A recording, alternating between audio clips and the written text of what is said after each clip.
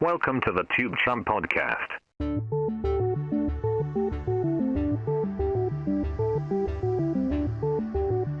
Hello everybody and welcome to the long-awaited second episode of the Chumcast. I'm joined today by Dan. Hello. And Tom. Hello. So let's not hang about. What's the news with YouTube this week? I know one of you's done a piece about Ultra HD. Oh, So that's me. That's me. I've got my hand up. Put your hands up. You wait your turn. You wait your turn, Dan. Tom's talking now. Put your hand up. Yeah. So it's it's been CES this week. It actually started yesterday, but a lot of companies were sort of announcing things before it got going. It's a bit weird. And 4K is a big thing in terms of tech. And of course, streaming 4K is now being talked about. Personally, I can't see this affecting me because my computer is awfully slow as it is. But the idea of streaming in 4K is very exciting for a lot of people that have better computers than me. I don't know what your guys' take on it is, but it's basically an Ultra HD streaming option. Yeah. Basically, people are going to be recording in HD 4K as well, so YouTube sort of needs to keep up with that. But what are your views on 4K streaming? I'm quite interested in the fact that they're changing it, because or they want to move to this way of doing it, because I mean, I don't know about you, but even I've got a pretty alright computer and a pretty decent connection, but sometimes it just buffers anyway. Like an advert will play at 1080p completely smoothly. Yeah, that's what a 30-second clip in 1080p and it just goes, nah, not for me. 480p is my poison, I have to say. So this 4K thing, is it a way where people can record, you have HD cameras? Are you saying there's going to be 4K cameras as well? There are 4K cameras. They're announced at 4K cameras. They're announced at CES. Well, today actually. Some of them were announced today. Sony have a 4K camcorder that they were showing off. It's about $2,000, I think. Yeah, because what I was going to say is my concern is already there's quite a big gap between younger people that want to become big YouTubers have the issue of quality in their videos, and that gap is just going to widen even further with the already established YouTubers getting the 4K cameras, which I suppose the argument from there is the one that a lot of content creators always say, that okay, I've got a fancy camera, but I didn't at the start. People came to the channel for the content first. So I suppose as long as you keep trying to make good content, you're still going to get people that's following become you. harder and harder, really. What do you think that the content follows how good the camera is? Like if the camera is good. That's one of the issues people have found with trying to establish a strong following. Yeah. Is the quality, the look of the stuff you produce. Yeah. In terms of that's going to be bigger. In terms of 4K and vlogging, though, I don't think those two go hand in hand because No, I think this is more for filmmaking. who are gonna your Freddie W's who are I was going to say the person that comes to mind when talking about 4K and YouTube is Freddie W. Yeah, I mean, he's the sort of this is person just that would utilise it. Yeah, making things like Video Game High School. He's probably already really excited about what this is going to mean for filmmaking. But yeah, I think vloggers, as long as you've got a fairly decent camera and you're saying good things, it's probably not going to change much. Netflix, it's not really related to YouTube, well, it isn't at all really, but Netflix is also joining the 4K bandwagon, so I think it's going to be hard to ignore it, actually, coming the next few months or so. Yeah, well, okay. I will move on. You were saying before we started recording, actually, that there was some really big, or what you think is probably the biggest news in YouTube 2014. Okay, so we're not that far into 2014, but I think I'll probably agree with you. Do you want to explain what's happened? Well, I actually heard about this from Ray's podcast, which he does with his girlfriend, Anna. And he said at the very start of the podcast, he said, I'm going to get right to it. I will be retiring Equals 3 at some point this year. That was sort of as much as he said on it. Yeah. So, I mean, before we go any further, if you don't know who we're talking about, it's Ray William Johnson. He was the biggest, or the most subscribed YouTuber on the site for a very, very long time. At times quite a controversial character, I think it's probably fair to say. Yeah, that's fair to say. I think on a couple of occasions his jokes maybe got him into trouble, but I think at the same time that's sort of why people enjoy his content is because yeah. bit like that. But yeah, that's big news, especially because he sort of, well, I think, you know, in the early days of YouTube, he was one of the biggest, if not the biggest creators on the whole website. So definitely, like, I mean, he was putting out new content like every, you know, I mean, it was by like 2 shows each week, wasn't it? At one stage, and you know, he was definitely one of the biggest of the early YouTube celebs. Yeah. So that's pretty huge. That is big, yeah. Do you two watch Equals 3 at all? Not for a long time. I don't really watch too much of it, but you can sort of see, even if you don't watch it, it's quite a big thing anyway. Like, it's hard to ignore it, yeah. I think a good gauge of how popular it is a lot of videos that have gone viral because they were featured in Equals 3. Like, that's the power of the show, so...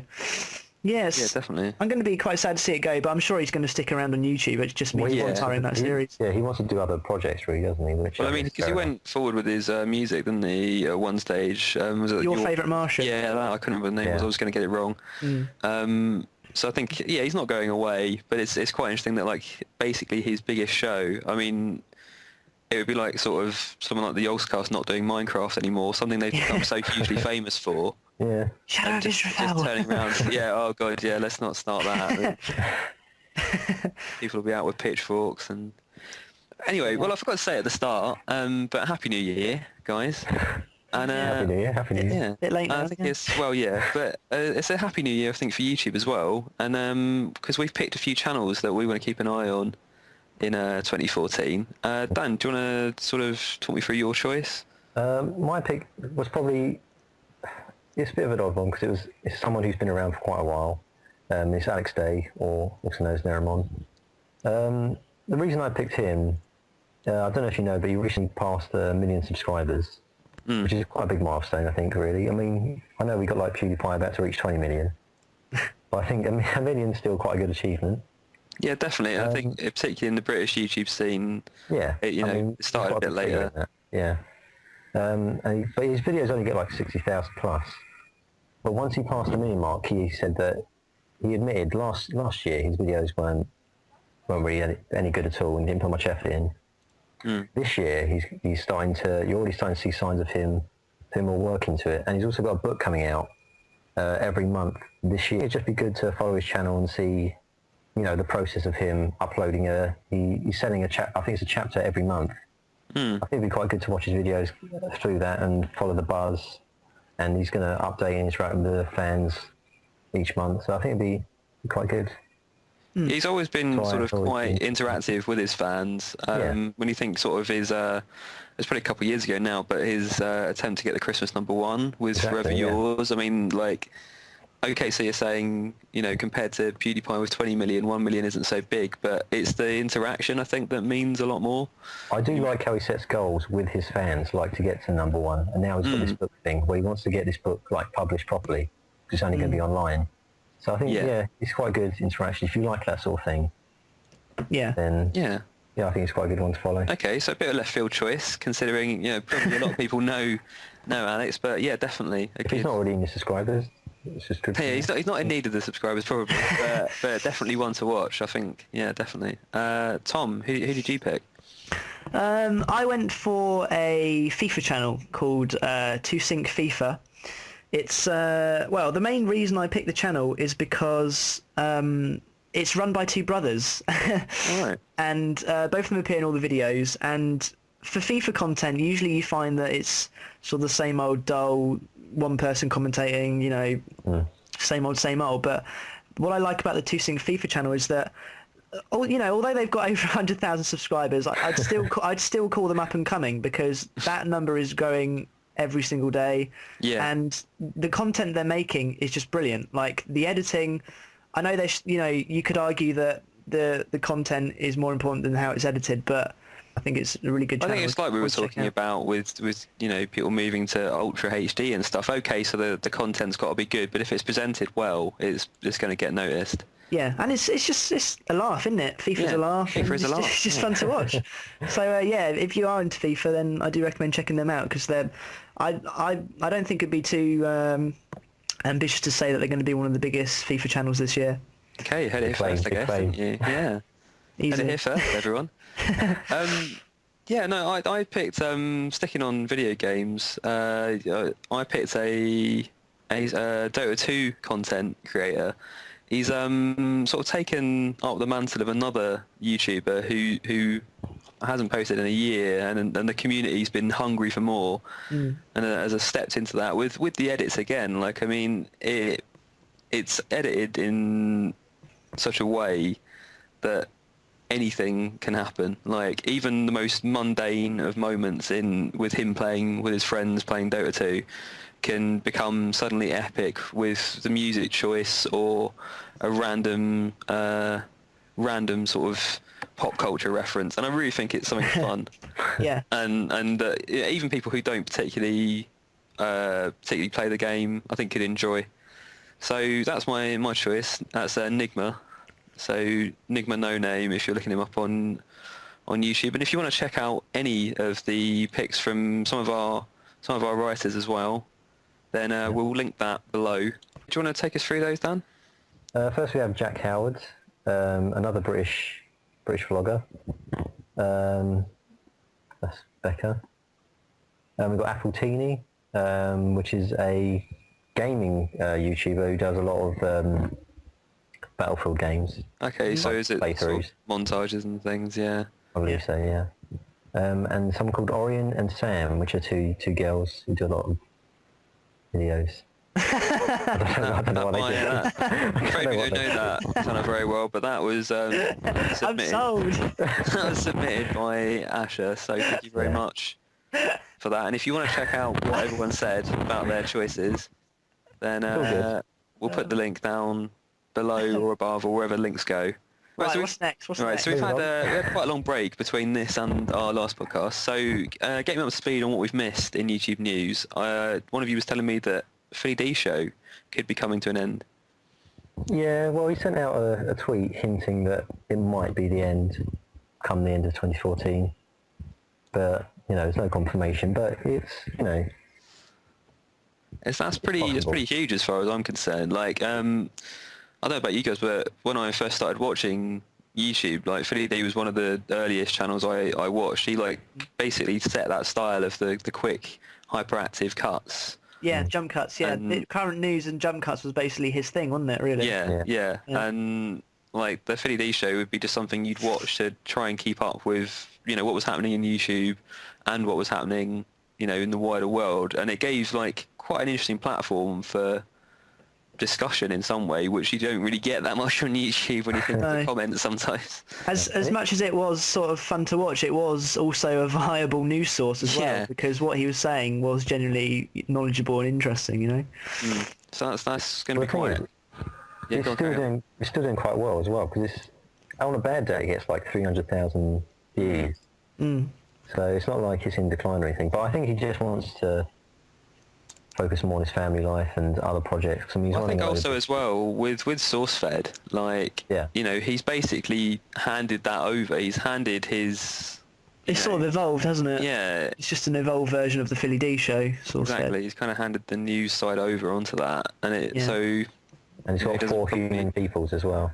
Yeah, the clothing line. Yeah, his whole network of stuff. So I think, it's not really... He's still going to be very busy. Yeah, definitely. And in the same way as Ray, I still think obviously he'll be around, won't he? He'll just be producing different things. Yeah, maybe more behind the scenes, maybe, because he's sort of done a lot of, like, the management of SourceFed. But another interesting bit of news. I don't know if anyone of you caught any of it while it was going on, but the Yogscast live stream, their Christmas live stream, is something they do. They've been doing it this is the third, I think, and they teamed up with the Humble Bundle and raised quite a lot, didn't they? How much did they raise in the end? Well, I think grand total? The actual grand total was over $1 million. I'll get out the actual figure for you. That's not bad. Passing $1 million is quite big. Yeah. I mean, that's huge when you think about it. They were streaming every day up until Christmas. What a hell of an effort. The actual figure, I'm looking at the Humble Bundle site now, and it's $1,159,571 and a bit more. But wow. it was all for good causes. They were going to Oxfam, Special Effects, Games Aid, War Child, and Little People UK. Like, a hell of an effort. Whatever you think of the Ozcast as a sort of network. But, you know... Dan, you've spoken, actually, to someone who's animated for the Ozcast recently, haven't you? Been doing a few... Yeah, I don't know if anyone saw the animations on there recently. There's a guy called Word Wizard 64, and he basically did a few animations. He posted on like Reddit and stuff, and then basically Lewis from the Ozcast just said to him, "Drop us an email, we might do business." I like the idea, like you painted him as some sort of Godfather figure, like a mob boss. Carry on, sorry. But then before you know it, his stuff's on the Ozcast channel, getting loads of views. So I thought, have a chat with him. And it's yeah, quite he's a nice guy. It's quite interesting, sort of how they kind of like how they do business, if you know what I mean. Like they're just. Well, they're always encouraging other... they're encouraging other content creators. They're always adding to their network. And if you think about all the sort of... They used to do animations of the Yog Pods and things. They had people doing those. And in the interview, I found out he first started animating this year. Well, not this year now, but it's crazy. Last year. And already he's brushing shoulders with the Ozcast. That just shows what you can do. Shoulders. Follow your dreams. Follow your dreams, kids. It can happen to you. Oh. So Tom, you've spoken to a guy called xDowsey. What does he get up to? What's his shtick? Yeah, well, it's sort of continuing with the Minecraft theme we've got going on at the moment. Yeah. He's a Minecraft Let's Player, but he also does a couple of single-player survival series. But he's probably most known on his channel for sort of PvP stuff, which is Minecraft Hunger Games. It's pretty safe to say pretty popular on YouTube. Yeah, definitely. When it comes to Minecraft, but he was sort of he was around when that all sort of kicked off really, and he's been producing videos ever since then. Started in 2006 playing Club Penguin, if anyone remembers. Oh, that. Nice. I never actually played. No, but I've seen the sort of jokes and sort of things that get spread about it. Yeah, but it's a good interview, and he's got a few interesting stories there. So as with all the stuff we've talked about, there'll be a link somewhere that you can click on and head over to that. Check that out. Okay. All right. So it sounds good. Any other business, guys? I had one other interview with another animator actually. Okay. Which is a guy called Wonchop, and he's animated some of the the Astaf movies. Oh God, yeah. That Tomscar does. Yeah, he's animated I think 2 or 3, I think. But he's animated the most recent one. And yeah, it's quite a good interview. He talks about, if you want to know how the process works with between the animator and Tomscar and how it all comes together, you can sort of find that out in the interview. Okay, yeah, that sounds pretty cool. Yeah, because they're hugely popular videos, aren't they? Yeah, very popular. And I think the fact that it's all sort of really tiny sketches smushed into this one package, I think appeals to the sort of small attention span of a lot of us. Like I know sometimes if I want to watch a video, I find it really hard these days to just sit down and watch a 20-minute Let's Play or something, or a proper video, but the Astaf movies appeal to me because I can just sort of blast through them all really quick. Yeah. And they sparked off a lot of memes and other viral stuff as well. So they're pretty quite quotable. Yeah. Okay, that sounds brilliant. So again, a link will be around about. But unless anyone else has got anything to say, I think that is a good place to end our second podcast. Indeedy.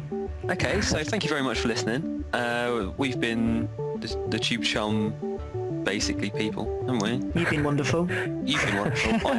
I haven't been that wonderful. But no, I meant the listeners. Oh yeah, no, that's what I'm saying. They've been wonderful. Yeah. I've been. Well, they've been alright.